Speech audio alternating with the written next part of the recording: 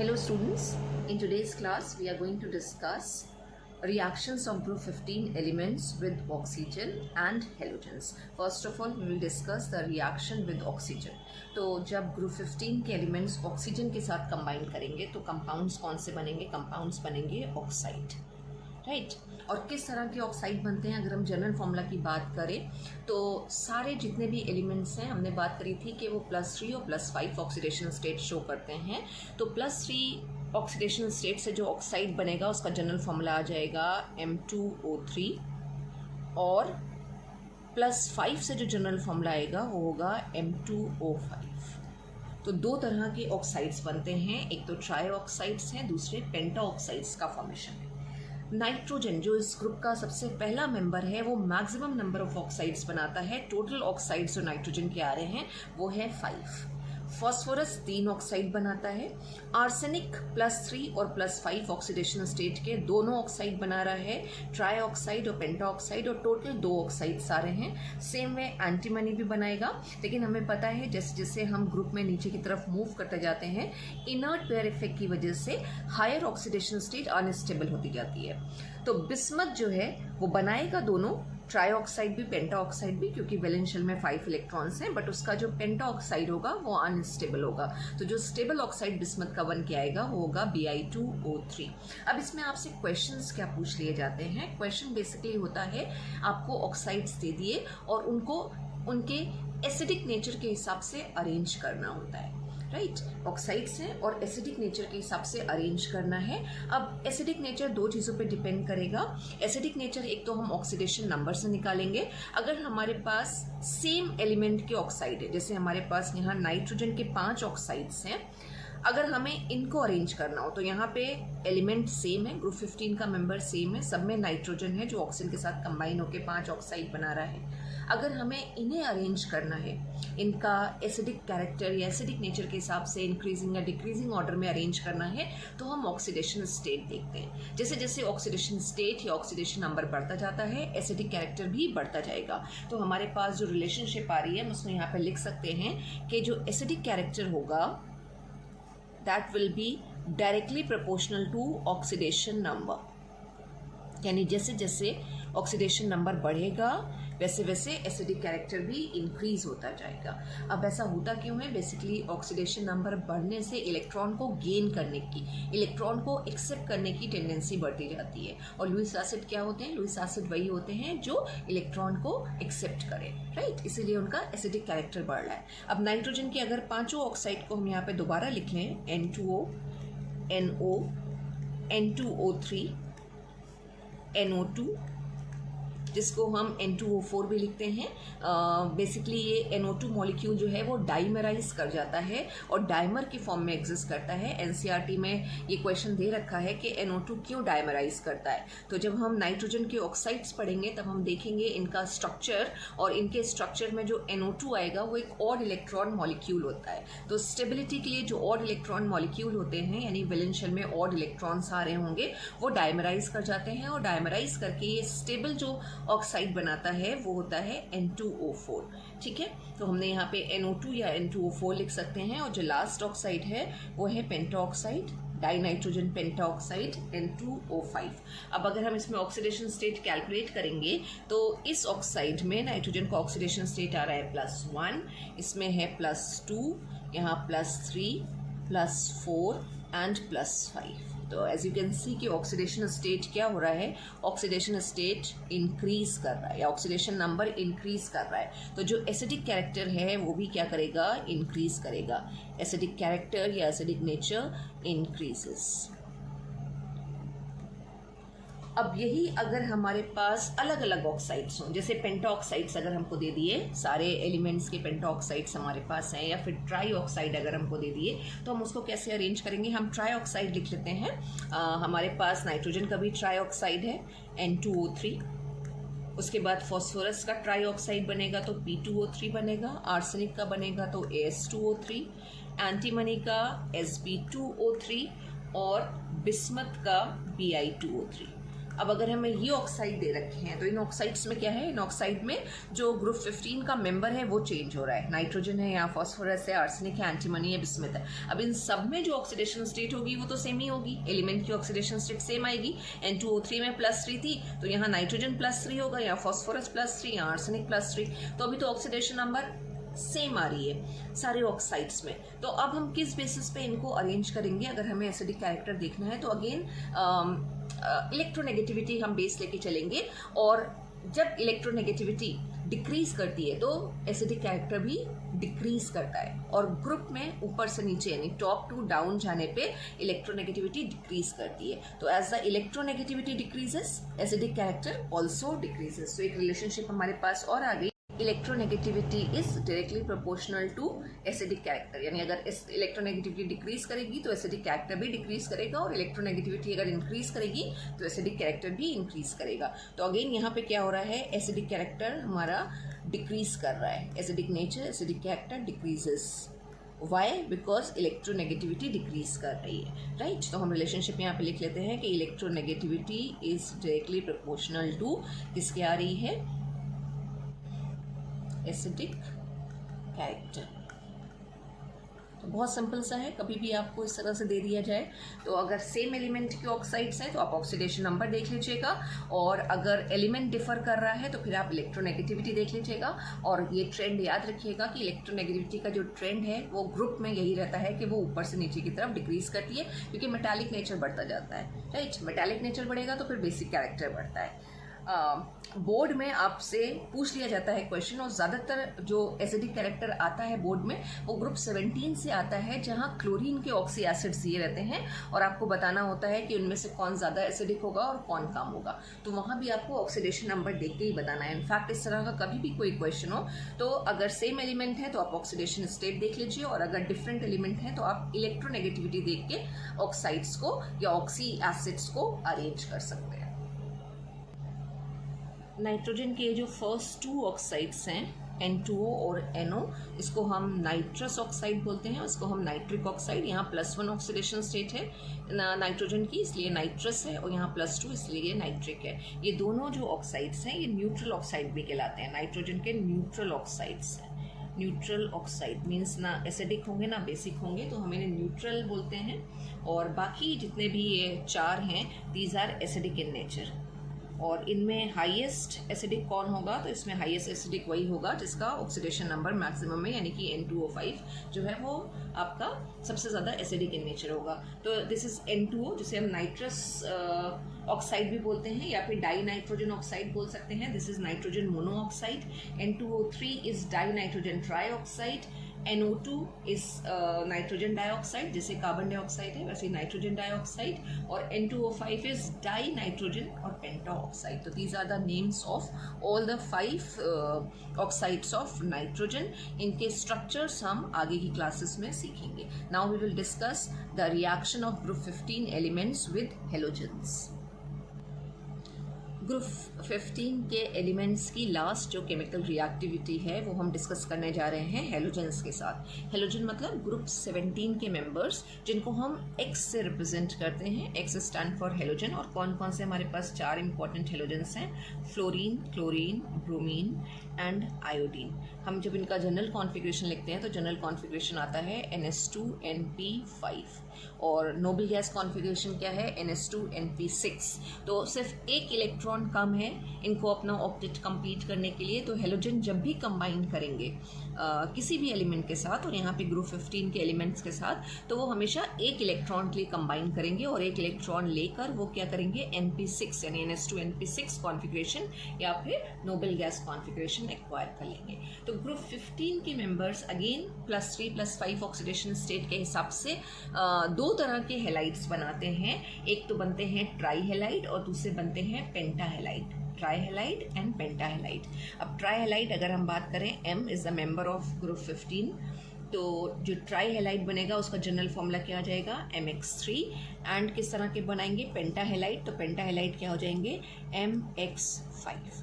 तो 2 तरह के हेलाइड्स हम डिस्कस करेंगे MX3 एंड MX5, जिसमें आपके सिलेबस में फॉस्फोरस के रेफरेंस में दे रखा है ट्राई हेलाइड भी और पेंटा हेलाइड भी। ट्राई हेलाइड है PCl3 एंड PCl5। इनके कुछ स्ट्रक्चर्स हैं, दोनों के स्ट्रक्चर हैं और कुछ केमिकल रिएक्शंस दे रखी हैं जो हमें डिस्कस करना है। कुछ इंपॉर्टेंट क्वेश्चंस हैं जो एग्जाम में आपसे पूछ लिए जाते हैं। तो दो तरह के हमें हेलाइड डिस्कस करना है, PCl3 यानी ट्राई हेलाइड और PCl5 यानी कि पेंटा हेलाइड।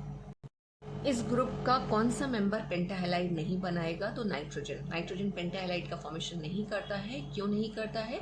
क्योंकि उसके पास डी ऑर्बिटल नहीं है। जो उसके पास टोटल नंबर ऑफ शेल्स हैं वो 2 ही शेल्स हैं और जो डी सब शेल है वो 3rd शेल के साथ शुरू होती है। तो due to the absence of d orbital या डी सब शेल, जो नाइट्रोजन है वो पेंटाहेलाइड का फॉर्मेशन नहीं करेगा। NCl3 बनेगा लेकिन NCl5 नहीं बनेगा। तो अगर आपसे रीजनिंग में क्वेश्चन पूछ लिया जाता है कि PCl5 बनता है लेकिन NCl5 नहीं बनता, उसका रीज़न क्या है? तो उसका रीज़न यही है कि फॉस्फोरस के पास तो डी सबशेल है, डी ऑर्बिटल्स प्रेजेंट है, लेकिन नाइट्रोजन के पास डी सबशेल नहीं है। उसका जो 2s का इलेक्ट्रॉन है वो प्रमोट होके एक्साइट होके डी सबशेल में नहीं जाएगा, डी ऑर्बिटल में नहीं जाएगा, इसलिए NCl5 का फॉर्मेशन पॉसिबल नहीं है। राइट, नाइट्रोजन के पास 3 ही अनपेयर्ड इलेक्ट्रॉन है तो वो 3 कोवेलेंट बॉन्ड बना सकता है। अब हम बात करते हैं सबसे पहले ट्राई हेलाइड की, और ट्राई हेलाइड में जो हम पढ़ेंगे वो हम पढ़ेंगे PCl3 यानी फॉस्फोरस ट्राइक्लोराइड, PCl3।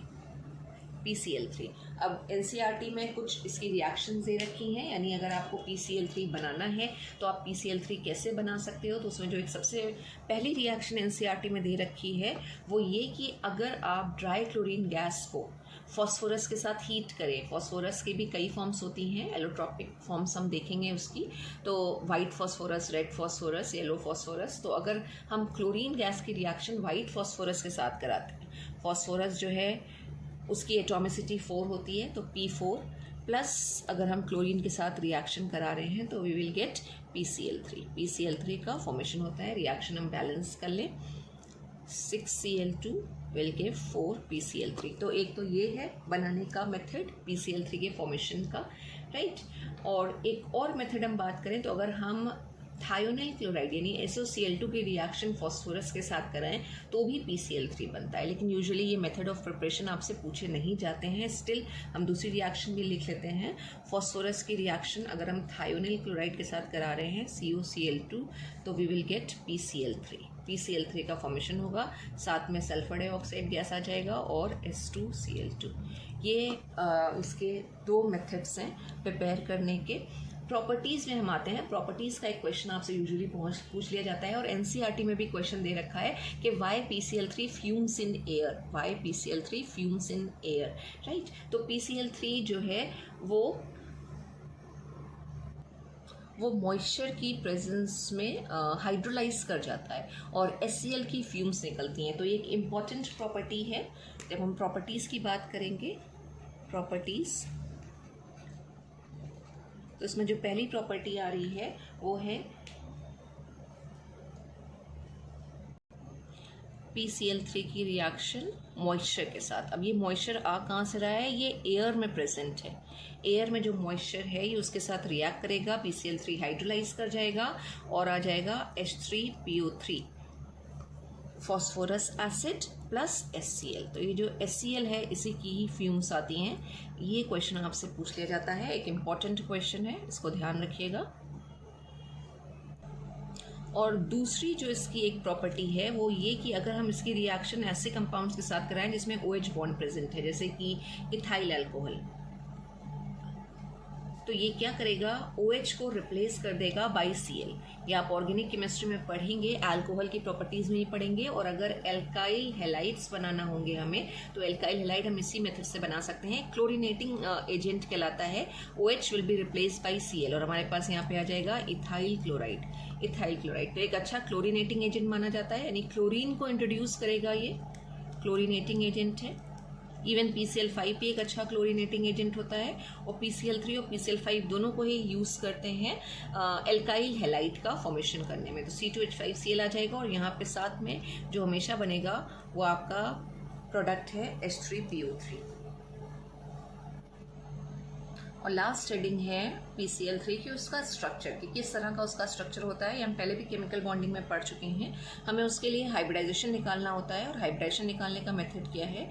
हम पहले कॉन्फ़िगरेशन लिखते हैं और कॉन्फ़िगरेशन लिख के हमें ये देखना होता है कि जो सेंट्रल एलिमेंट है यानी फॉस्फोरस कितने दूसरे एलिमेंट के साथ कंबाइन हो रहा है, तो 3 Cl के साथ कंबाइन हो रहा है और हेलोजन एक इलेक्ट्रॉन के लिए कंबाइन करते हैं तो हमें 3 अनपेयर्ड इलेक्ट्रॉन चाहिए। अब यहाँ पे कॉन्फ़िगरेशन क्या आ जाएगा, दिस एंड 3s2 और 3p3। ऑर्बिटल डायग्राम हम बनाएंगे तो 3s में ये 2 इलेक्ट्रॉन है और 3p3 में यानी 3px 3py और 3pz की जब हम बात करते हैं तो एक इलेक्ट्रॉन आ रहा है यहाँ पे, राइट। अब ये 3 अनपेयर्ड इलेक्ट्रॉन 3 क्लोरीन एटम के साथ कंबाइन करेंगे, राइट, और PCl3 का फॉर्मेशन हो जाएगा। ओवरलैप करेंगे, बॉन्ड बनाएंगे और हाइब्रिडाइजेशन हम बात करें तो हाइब्रिडाइजेशन क्या निकलेगा, 3s 3p ये दोनों जाएंगी हाइब्रिडाइजेशन में और जो हाइब्रिडाइजेशन आएगा वो होगा sp3 के केस में जो ज्योमेट्री आती है वो टेट्राहेड्रल होती है, लेकिन अगेन यहाँ पे क्या है,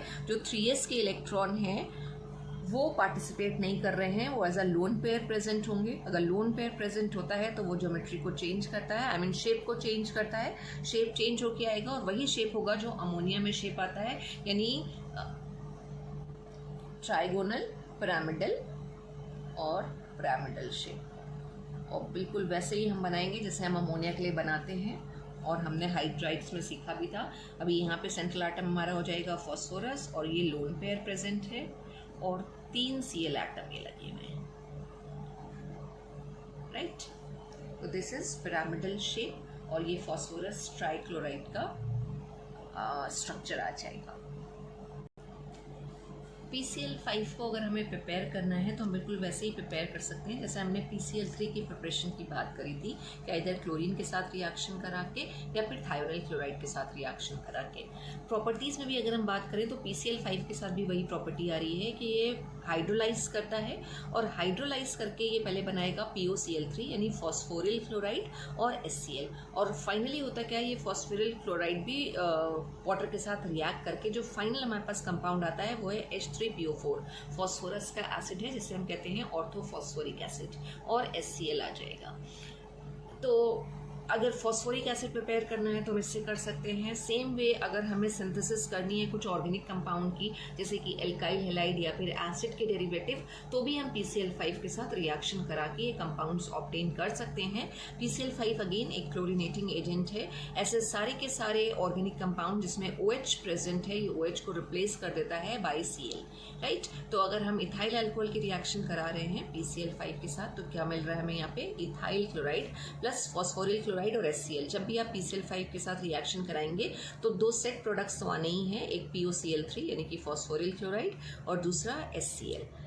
इसी तरह अगर हम एसिड की एसिटिक एसिड या एथेनोइक एसिड की रिएक्शन अगर हमने PCl5 के साथ कराई तो we will get acetyl chloride मिल रहा है and again POCl3 plus HCl यानी फॉस्फोरिल क्लोराइड और HCl आ रहा है। तो ये दोनों जो है इनकी प्रॉपर्टीज़ भी हैं और हम इन्हें यूजेस भी कह सकते हैं कि PCl5 ऑर्गेनिक कंपाउंड की सिंथेसिस के लिए भी यूज़ होता है। इंपॉर्टेंट चीज़ है इसका स्ट्रक्चर, PCl5 का स्ट्रक्चर।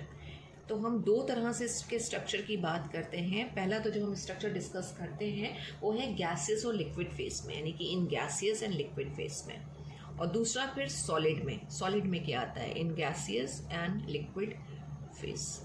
तो गैसियस और लिक्विड फेस में सबसे पहले हम इसका हाइब्रिडाइजेशन निकालेंगे। तो फॉस्फोरस 5 Cl के साथ कंबाइन कर रहा है और जब 5 Cl के साथ कंबाइन कर रहा है तो हाइब्रिडाइजेशन क्या आना चाहिए, एक S हो गया, 3 P हो गया, sp3 और sp3d, और 5 Cl के साथ कंबाइन करने के बाद इसके पास कोई लोन पेयर नहीं बचेगा। जैसे PCl3 में लोन पेयर बच रहा था, एक लोन पेयर आ रहा था और 3 बॉन्डेड पेयर ऑफ इलेक्ट्रॉन्स आ रहे थे, लेकिन यहाँ पे 5 बॉन्डेड पेयर ऑफ इलेक्ट्रॉन होंगे और कोई भी लोन पेयर नहीं होगा। तो हमें रेगुलर ज्योमेट्री देखने को मिलेगी और रेगुलर ज्योमेट्री sp3d के केस में क्या रहती है, ट्राइगोनल बाइपिरामिडल।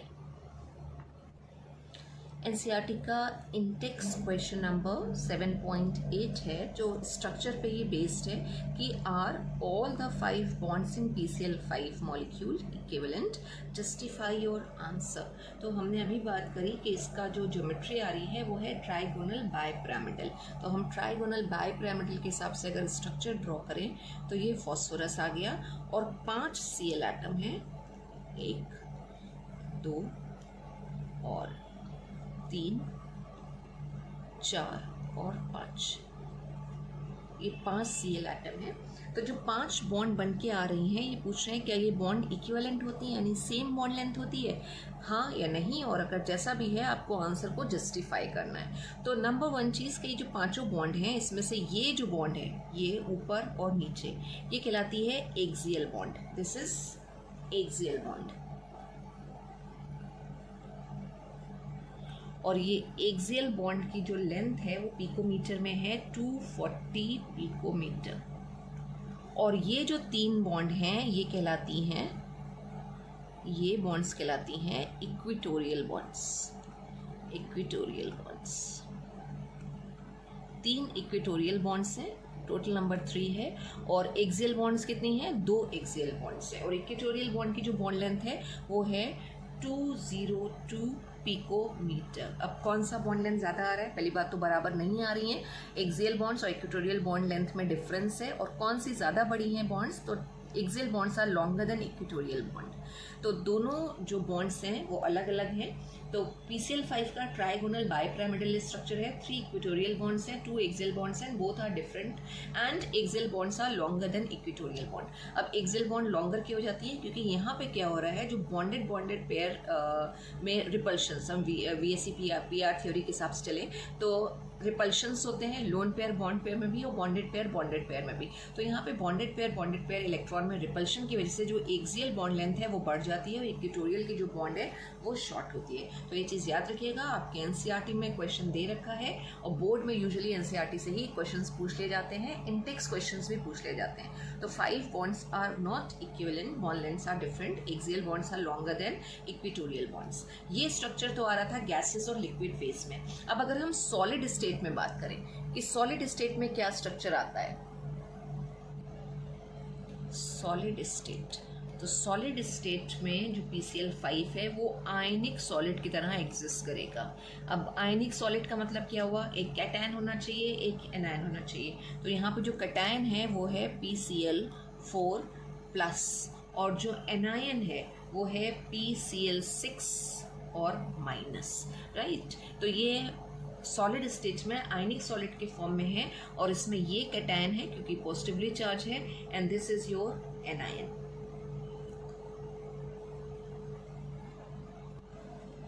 ये 4 Cl के साथ कंबाइन कर रहा है तो ये कैटायन जो है ये टेट्राहेड्रल होगा और ये 6 Cl एटम के साथ कंबाइन कर रहा है, 6 क्लोरीन एटम के साथ कंबाइन कर रहा है तो this will be octahedral. Structure नहीं दे रखा है NCERT में, इसलिए हम स्ट्रक्चर की डिटेल में नहीं जा रहे हैं। बस यू जस्ट रिमेंबर, क्योंकि क्वेश्चंस आपके NCERT से ही फ्रेम होते हैं कॉम्पिटिटिव एग्जाम में, तो जस्ट रिमेंबर दिस कि PCl5 exists in ionic solid form in solid state, PCl4 plus is the cation and PCl6 minus is the anion। लेकिन अगर आपको स्ट्रक्चर बनाने हैं तो शेप बता दिया आपको, ज्योमेट्री बता दी, टेट्राहेड्रल आएगी तो किस तरह से बन जाएगा, ये P और 4 Cl आ जाएंगे ये, राइट। और इसके ऊपर ये पॉजिटिव चार्ज और ये ऑक्टाहेड्रल है, ऑक्टाहेड्रल मीन्स ये फॉस्फोरस आ जाएगा और ये 6 Cl लगे होंगे और इसके ऊपर कितना चार्ज होगा, नेगेटिव चार्ज। तो this is the structure of PCl5 in solid state. So this is all for today. Thank you so much, students.